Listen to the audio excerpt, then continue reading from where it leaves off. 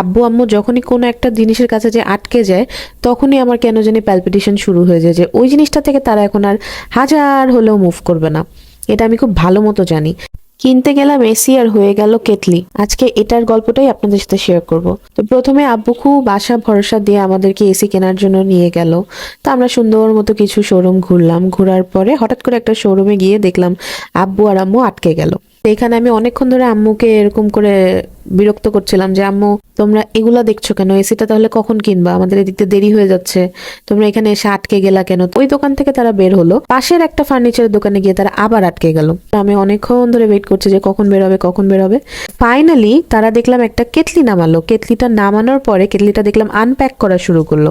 Unpack করার পরে আম্মু আবার এটাকে হাতে নিয়ে নাড়াচাড়া করা শুরু করলো, বলল বেশ সুন্দর জিনিসটা, এটার মধ্যে চা কফি বানালে খুব ভালো লাগবে। আব্বু দেখলাম গভীর মনোযোগ দিয়ে ওটা দেখা শুরু করলো। তারপরে ওর মধ্যে